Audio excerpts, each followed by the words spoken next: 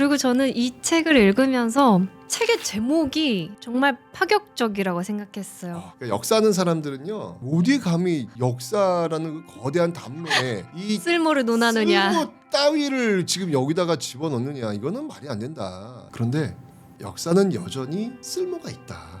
바람이 있다면 이혜성 채널을 통해서 이 책을 통해서 우리 사회가 함께 연대할 수 있는 방법, 함께 협력할 수 있는 방법, 사회적 책임을 이야기할 수 있는 방법들을 계속해서 좀 알려줬으면 좋겠다. 그런 나침반과 같은 그런 채널이 될 수 있지 않을까. 그 역할을 우리 이혜성 아나운서님이 충분히 해내실 수 있을 것 같아요. 저는 그게 이혜성 아나운서님의 롤이고 그게 이혜성 아나운서가 할 수 있는 기여, 도리라고 저는 믿습니다. 오늘은 한국사의 큰별이자 역사의 쓸모 저자이신 최태성 선생님 모셨습니다. 어서 오세요. 안녕하세요. 아유 왜 이리 좋노. 제가 여기 온다 해가지고 잠이 잘 안 오더라고요. 예, 우리 이혜성 아나운서를 이렇게 가까이서 볼 수 있다는 건 영광입니다. 반갑습니다. 감사합니다. 네. 선생님, 근데 저는 아나운서이기 이전에 선생님의 제자입니다. 그렇죠.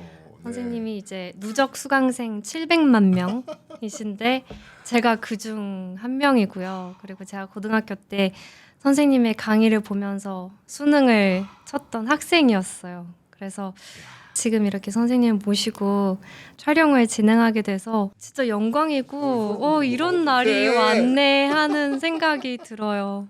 감사합니다. 근데 정말 감동적인 게 선생님이 20년 넘게 무료 강의를 해오고 계시잖아요. 네. 그리고 또 책을 보면서 알게 됐는데 사교육 업계에서 엄청난 액수가 쓰인 계약서를 받으셨는데 네. 그 길을 가지 않으셨잖아요. 그렇죠. 네. 그 이야기가 좀 궁금했어요. 궁금해요? 네. 근데 사실은 이제 전제부터 얘기하면 그 엄청난 돈을 벌 수 있는 길로 가는 거가 나쁜 건 아닙니다. 그렇잖아요. 뭐 자본주의 사회에서 돈 많이 그럼요. 벌어가지고 네. 내가 하겠다는데 그게 뭐가 나쁜 거예요. 근데 사람이 살다 보면 여러 가치가 있어요. 제가 학교에 있다 보니까 우리 학생들이 꿈이 뭐냐면 부자 되는 거. 이걸 굉장히 많이 해요. 부자 되는 거. 맞아요. 그리고 또 건물주 되는 거. 특히 남자 학교에는 부자 여자를 만나는 게 또 꿈이기도 해요. 나 참 미치겠어 진짜. 그게 나쁜 건 아니에요. 나쁜 건 아닌데 그냥 그런 가치만 있는 게 아니라 이 사회에는 이런 가치도 있다라는 것을 한번 공유하고 싶은 그런 모습도 있었어요. 저한테는 이게 엄청난 대단한 그런 일이 아니라 그냥 제가 할 수 있는 일이 이거밖에 없어요. 그래서 이거 하는 겁니다. 선생님의 인생 자체가 저는 감동적인 것 같아요. 왜냐하면 선생님의 인생에 여러 그 선택의 갈래길들이 있었을 텐데 맞아요. 그때마다 역사 속의 인물들을 떠올리면서 마음을 다잡으셨던 것 같거든요. 그래서 두 가지, 세 가지의 선택지가 있을 때 그 선택에 영향을 줬던 역사적 인물은 누구였는지 좀 궁금했습니다. 맞아요. 진짜 너무 중요해요. 그러니까 벌거벗은 세계사 지금 하고 계시니까 알겠지만 네. 역사를 공부하면 참 좋은 게 중요한 선택을 할 때 여러 옵션들을 제공을 해줘요. 그 옵션 중에서 제일 좋은 게 무엇인지를 선택할 수 있는, 즉 선택의 폭을 넓혀준다라고 하는 어떤 그런 장점이 있잖아요. 지금도 마찬가지예요. 지금도 사실은 콜들이 많이 들어오고 있어요. 예. 흔들리실 때도 있을 것 같아요. 어떤 나의 가치나 원칙들이. 매번 흔들려요. 저는 그렇게 뭐 엄청나게 그냥 이 가치관이 단단한 사람은 아니고요. 매번 흔들리는데 그때마다 좀 역사에서 굉장히 많은 영향을 받고 도움을 받으면서 겨우 버텨내고 있다. 요 정도예요. 근데 저는 겸손하시. 아니요, 진짜예요. 이게 진짜 사람들이 몰라서 그래. 저도요. 이게 00000 이거 많은 거 보면 나도 그거 쓰고 싶어요. 매번 흔들려요. 매번 흔들리는데 그냥 전 역사를 하다 보니까 결론적으로 제가 참 많은 사랑을 받은 사람이라는 거, 제가 참 많은 빚을 지고 있다는 거, 역사에 많은 빚을 지고 있다는 걸 알아버린 거예요. 모르면 아마 제가 그런 선택을 안 했을 거예요. 돈 많이 벌고 잘 사는 게 나쁜 건 아니잖아요. 그쪽으로 갈 확률이 아마 높았겠죠. 그런데 저한테 또 다른 옵션이 생긴 거예요. 그런 것만이 아니라 이런 것도 있어 라고 하는 옵션. 그 대표적인 사례가 이씨 육형제라고 있습니다. 이시육형제. 이항복 집안 오성과 한음이라고 오성과 한음에서 이항복 임진왜란 때 이 굳은 일을 마다하지 않았던 재상이 있어요. 이항복 집안의 후손들이에요. 진짜 사만갑족. 이항복뿐만이 아니라 그 이외에도 뭐 재상들을 엄청나게 많이 배출했던 명문 집안이거든요. 특히 이게 둘째 이석영 선생이 갖고 있는 재산이 우리나라에서 제일 비싼 땅이 어딘지 아세요? 명동. 아 역시 좋아요. 명동이에요, 명동. 그 명동 일대 땅이 대부분 이석영 선생 소유였어요. 와. 그리고 남양주 일대 땅이 또 대부분 이석영 선생 땅이었고 이분 땅이 얼마나 많았냐면 이렇게 걷다가 이석영 선생 땅을 벗어나려면 서울 동대문에 와야 벗어난다. 그리고 저쪽 개성의 인삼밭 뭐 또 엄청나고 이거 땅값만 다 환산하면 지금 또 제가 방송에서는 대략 한 3조로 얘기했거든요. 근데 제가 오늘 처음 얘기할게요. 이거 실제로 계산하면요 30조가 돼요. 진짜 어마어마한 돈을 갖고 계신 분이에요. 부자입니다 이 집안은요. 그런데 이 집안이 1910년 경술국치 나라가 망할 때 이 재산을 모두 다 처분해가지고 그 돈을 가지고 만주에 가서 독립군 기지를 만드세요. 그 독립군 기지에서 나온 학교가 나중에 신흥무관학교 연결이 되거든요. 네. 근데 이 신흥무관학교 출신들이 이후에 1920년대 봉오동 전투며 청산리 전투며 이후에 모든 독립운동에 정말 큰 공을 세운 그런 출발인데 이렇게 엄청난 일을 하신 이 이시육형제 이분들이 보면 참 가슴이 아파요. 첫째 이건영 선생은 독립운동 하시다가 돌아가셨어요. 둘째 아까 이석영 선생 재산이 대부분 이분 재산이거든요. 이분의 죽음이 저한테는 좀 너무 충격이었죠. 이분의 병명이 제가 그분 그 평전 읽으면서 여기서 멈췄어요. 뭐야? 3조 많으면 30조 되는 이 어마어마한 사람이 병명이 아사라고 나와요. 굶어 죽는다는 거잖아요. 먹을 게 없어서 영양실조로 굶어 죽은 거거든요. 아사라고 나와요. 너무 충격이었어요. 그리고 셋째도 역시 독립운동하시다가 돌아가시고 넷째가 이회영 선생인데 독립운동하시다가 잡혀가지고 리승감옥에서 모진 고문 속에 또 순국하시고 여섯째도 독립운동하다 행방불명 산속에서 하다가 돌아가셨겠죠. 다섯째 이시영 선생이 있는데 이시영 선생은 대한민국 임시정부에서 활동하시다가 돌아오시죠. 제가 가장 가슴이 남는 장면이 그 둘째 이석영 선생의 아사라는 30조 부자가 될 수 있었던 그렇게 살 수 있었잖아요. 그렇죠, 떵떵거리면서. 그렇죠. 맞습니다. 그리고 그 다섯째 이시영 선생이 광복되고 귀국할 때 사진이 있어요. 광복대 선생이 얼마나 좋았겠어요. 표정들이 다 좋아요. 활짝 웃는 모습들, 꽃다발도 걸고. 근데 거기에 중절모를 쓰고 있는 한 노인이 이렇게 울고 있는 장면이 나와요. 그분이 이시영 선생. 이시영 선생의 눈물을 보면서 그런 생각이 들더라고요. 제가 아까 역사를 알아버렸다라는 표현을 썼잖아요. 이분들이 왜 그랬을까? 이분들에게는 꿈이 있었던 거예요. 그 꿈이 뭐냐면 우리 뒤에 오는 사람들에게만큼은 마음껏 꿈꿀 수 있는 하고풍을 마음껏 할 수 있는 그런 나라를 꼭 물려주겠다는 그 꿈. 그 꿈이 있었기 때문에 그분들은 그런 선택을 하신 거였죠. 지금 이시육형제가 이 집안이 풍비박산이 난 거잖아요. 네. 그죠? 어느 한 가족의 아픔, 그 가족의 아픔 위에 나와 나의 가족이 있는 거예요. 그분들 덕분에. 그렇죠. 그럼 우리는 어떤 마음을 가져야 되냐면 미안해야 되는 거예요. 그런데 우리는 미안함을 잘 갖지 못해요. 왜냐하면 그 미안함에 대해서 제대로 가르치지도 않았고 배우지도 않았어요. 맞아요. 그냥 암기해야 맞아요. 됐거든요. 맞아요. 그러니까 진짜 미안함에 대해서는 제대로 가르치도 제대로 배우지도 못했기 때문에 못 느껴요. 그런데 진짜 미안해야 되는 거예요. 그 한 노인의 그 눈물 속에서 우리는 같이 울어줘야 되는 거예요. 그분들의 이야기를 제가 딱 알고 나서 아 내가 진짜 이분들 덕택에 내가 지금 여기까지 와 있구나라는 것들을 알아버린 거죠. 그러면 나도 사랑을 받았으니까 나도 이분들한테 빚이 있으니까 나도 좀 사랑을 좀 나눠주고 싶고 나도 그 빚을 갚고 싶은 거예요. 대단한 걸 하자는 게 아니라 그냥 각자가 할 수 있는 일. 제가 할 수 있는 일은 한국사 강의. 이 강의를 많은 사람들이 함께 공유할 수 있도록 강의하는 것. 할 수 있는 게 그거밖에 없더라고요. 나 혼자 잘 먹고 잘 살려고 하는 나의 삶의 모습은 부끄러운 거구나 라는 걸 느낀 거예요. 아까도 얘기했지만 이 많은 사람의 그 걸음 위에서 내가 피어난 꽃이기 때문에 오로지 그래 나는 잘났어. 이건 다 모두 나의 노력이고 나의 능력이야 라고 이야기하는 거는 그 꽃을 만들어낸 그 걸음을 전혀 인정하지 않는 부끄러움이에요.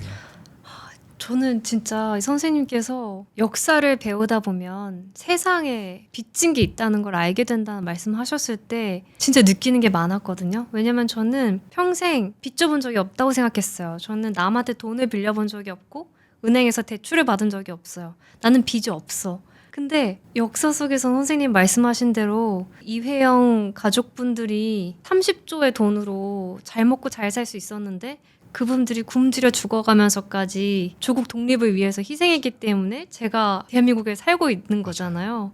너무 일상 속에서 그거를 잊고 사는 것 같아요. 또 이 책에도 쓰신 것처럼 독립운동사 외워야 될 단체들 이동 경로 많다고 저도 불평불만을 가졌었어요.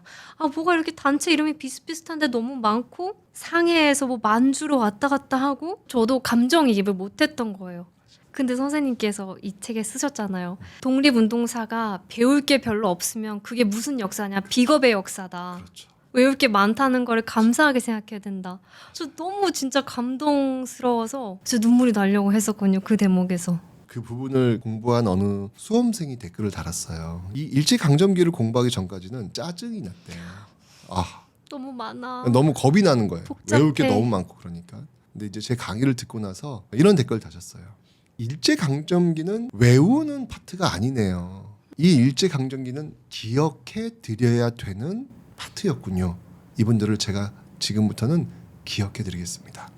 외우려고 하는 것과 기억해 드리려고 하는 건 다른 거거든요. 아마 그런 어떤 생각들을 가진 분들이 좀 더 많아진다면 우리 사회는 조금 더 사람과 사람 사이 그 정을 느끼면서 연대할 수 있는 그런 사회가 될 수 있을 거라고 저는 믿습니다. 그래서 역사 교육은 또 필요한 것 같고요. 전 선생님의 역사 교육이 너무 멋있었던 게 뭐냐면 암기한 거 까먹어도 된다. 아, 예, 근데 을사오적을 배우면서 느꼈던 그 감정을 안 잊어버리면 된다. 맞습니다. 그게 역사의 본질이에요. 그게 역사의 본질이에요. 많은 분들이 불평해요. 선생님 외울 거 너무 많아요. 제가 너무 그랬어요. 힘들게 일주일 동안 외웠어요. 시험 봤어요. 일주일 뒤에 다 까먹었어요. 이거 왜 해야 돼요? 이런 질문들 많이 하세요. 근데 그게 너무 당연한 거예요. 휘발되는 거거든요. 근데 중요한 건 뭐냐면 그 사실들을 공부하는 과정 속에서 느끼게 되는 감정. 그 감정은 평생 가는 거죠. 역사는 그래서 배우는 거거든요. 건강한 감정들을 많이 경험했으면 좋겠어요. 왜냐하면 그래야 건강한 상상을 할 수가 있어요. 역사를 배우는 이유는 뭐냐면 과거를 아는데 그치는 게 아니라 건강한 상상을 하기 위해서 저는 역사를 배운다. 내가 이런 선택을 했을 때, 내가 이런 일을 했을 때, 우리 사회가 이걸 갔을 때 앞으로 어떤 모습이 올 거야 라고 할 수 있는 건강한 상상. 그게 가능하기 때문에 역사를 배우는 것 같아요. 네. 선생님이 이회영 가족 일가 얘기를 이렇게 쭉 들려주셨는데 그 이야기를 들으면서 저분들은 도대체 어떤 교육을 받았길래 30조의 돈을 사리사욕을 채우는 데 쓰지 않고 조국의 독립에 몸바칠 수 있을까? 뭐가 그들을 그렇게 만들었을까 하는 의문이 들었거든요. 그리고 이 책의 챕터에서도 이완용을 길러낸 교육, 윤동주를 길러낸 교육 이렇게 대조를 해주셨잖아요. 맞습니다. 또 평생을 교육에 몸담고 계시니까 맞습니다. 교육에 관련된 선생님의 철학도 들어보고 싶더라고요. 올해가 이제 광복 80주년이잖아요. 광복 80주년을 맞아서 이제는 좀 달라졌으면 좋겠다. 우리가 1945년 광복하고 나서 너무 가난했어요. 너무 가난했어요. 정말 광복되고 나서 전 세계 사람들의 머릿속에 제일 못 산 나라 어디야? 그럼 코리아였거든요. 그게 우리였거든요. 정말 가난했거든요. 그러다 보니까 광복되고 나서 이제까지 우리의 모든 가치, 우리의 모든 목표는 뭐였냐면 한 개인의 성장, 한 개인의 성공 여기에 이제 포커스를 맞춘 거예요. 왜냐하면 그런 개인들이 막 많아져야 경쟁하고 해서 막 많아져야 사회가 빠르게 성장하거든요. 그 개인들이 그 산업화 이런 모습들을 빨리 만들어낼 수 있거든요. 그래서 여기까지 왔어요. 지금 언론이나 뭐 SNS 이렇게 보시면 알겠지만 대한민국의 가치, 대한민국의 교육은 어디에 지금 얘기를 하고 있냐면 어느 누가 주식 투자했는데 대박이 났다. 어느 누가 비트코인 샀는데 막 대박이 났다. 맞아. 어느 누가 빌딩을 매입했는데 막 거기 시세 차익이 얼마나 났다. 이런 얘기들이 그냥 질비해요. 우리 사회가 이제 거기에만 맞춰져 있는 거예요. 왜냐면 우리가 그렇게 왔기 때문에. 근데 좀 달라졌으면 좋겠어요.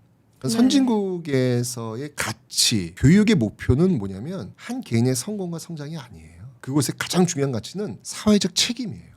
노블리스 오블리주. 그렇죠. 그러니까 왜 가르치냐, 왜 공부하느냐, 왜 배우냐. 사회적 책임을 다하기 위해서 기승전 사회적 책임이에요. 해외의 그 유명한 어마어마한 부자들, 빌 게이츠 같은 경우에는 재산의 뭐 대부분을 다 재단에 내가지고 맞아요. 하잖아요. 네.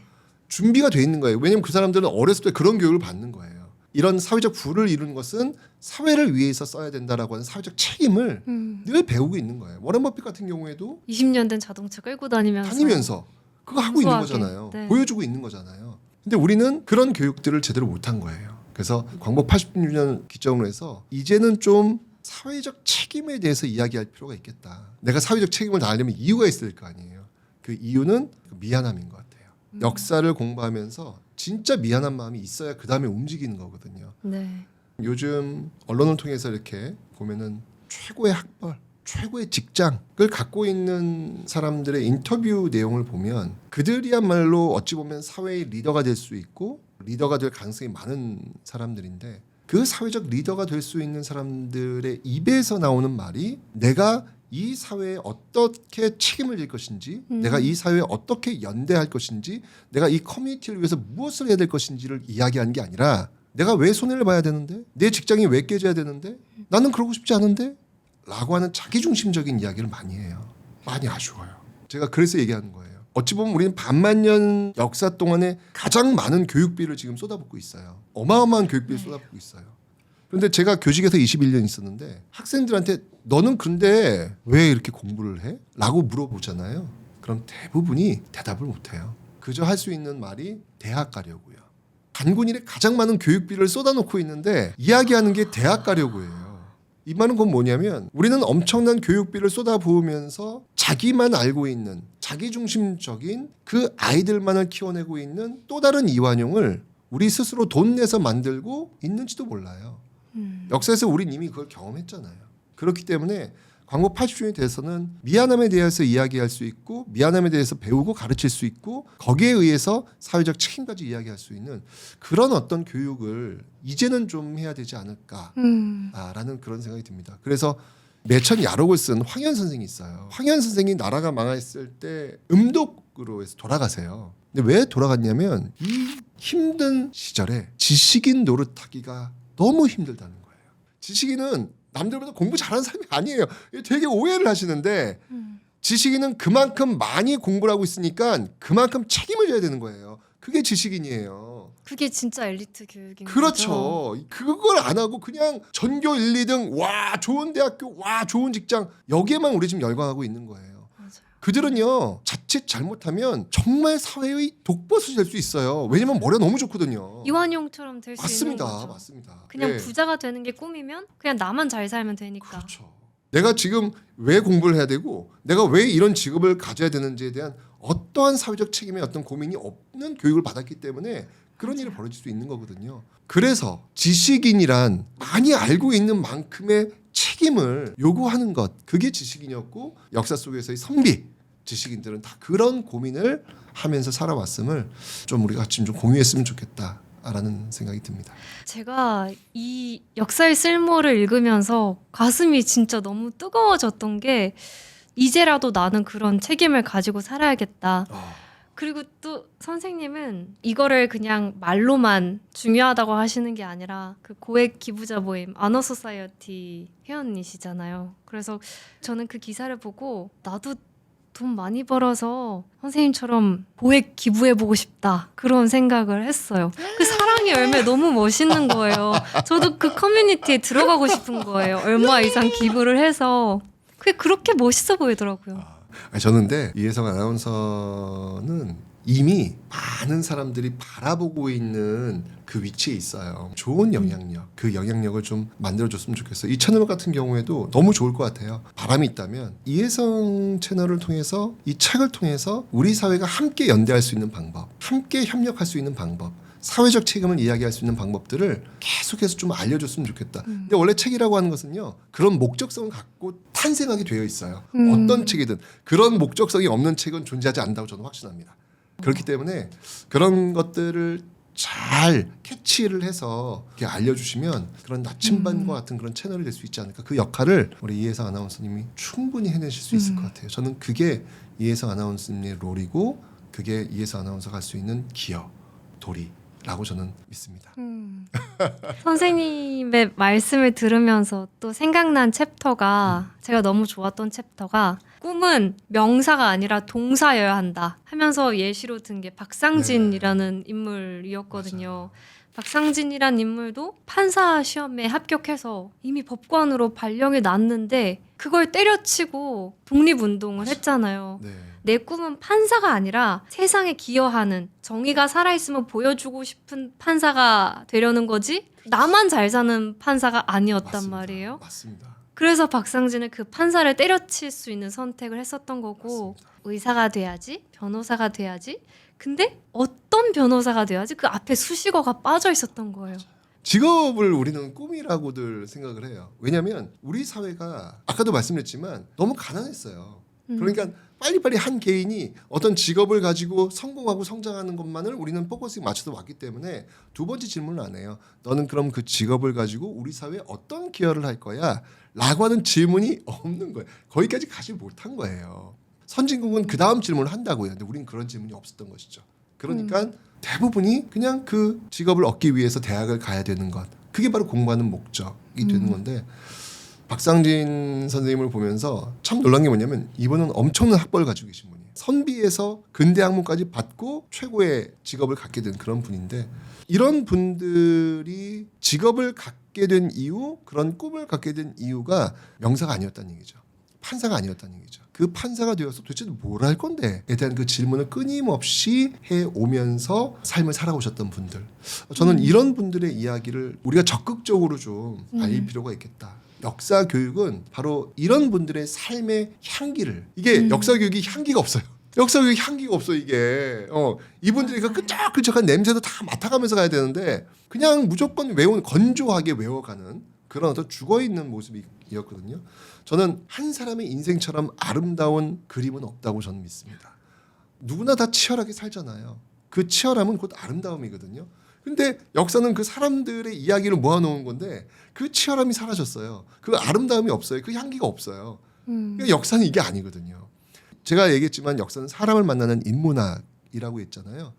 사람의 그 향기를 맡아야 내 삶과 연결이 되는 거거든요. 역사를 읽었어. 근데 나랑 아무 상관이 없는 것 같아. 그건 역사가 아니에요. 역사는 끊임없이 나의 삶과 연결이 되어야 비로소 그때 역사를 배웠다라고 이야기를 하는 거거든요. 저는 박상진 선생의 그 노블리스 오블리주, 그 최고의 학벌이 사회적 책임을 다하기 위해서 어떤 선택을 했는지, 형장의 이슬로 왜 사라졌는지, 그는 왜 공부를 했는지 그런 어떤 질문에 대한 답을 찾아가는 것, 그게 진짜 역사를 배우는 이유. 그게 있기 때문에 역사는 여전히 쓸모가 있다라고 저는 이야기하고 싶습니다. 그 정말 감동적이었어요. 그 당시에 일제강점기에 판사로 생활을 하면은 독립투사들에게 벌을 내려야 되니까. 사형이죠. 네, 사형 때리면서 허위호식하면서 잘 먹고 잘 사는 거죠. 그러니까 나는 피고인석에 가겠다. 또 실제로 피고인석에 쓰였고 거기서 결국 사형원도 받고 형장인수로 사라지신 분이죠. 이 책이 아니었다면 그런 역사도 잘 몰랐을 것 같아요. 잊혀져 있었을 거고. 네. 그리고 저는 이 책을 읽으면서 책의 제목이 정말 파격적이라고 생각했어요. 역사란 단어와 쓸모란 단어는 너무 이게 붙지가 않는 거예요. 낯설고 생소한 조합인데 제목을 너무 기깔나게 지으셨네? 이러면서 집어들게 되더라고요. 저 솔직히 말씀드리면 저는 반대했습니다. 그러니까 역사하는 사람들은요, 감히 역사의 쓸모라는 이 실용적 단어를 쓴다고? 이거 쓰면 저도 사학과 출신인데 이거 매장당하겠다. 이거는 나 뜨거운 거죠. 내가 뭐라고. 그러니까 역사는 이따만한 덩어리인데 거기에 요 말도 안 되는 쓸모를 갖다 붙인다고? 그거는 해서는 안 되는 거였거든요. 저는 그래서 단호히 반대했어요. 어디 감히 역사라는 그 거대한 담론에 이 쓸모를 논하느냐. 쓸모 따위를 지금 여기다가 집어넣느냐, 이거는 말이 안 된다. 절대 안 된다라고 해서 정말 출판사랑 대판 싸웠어요. 근데 출판사는 이거예요. 선생님, 이래야 책이 팔려요. 선생님.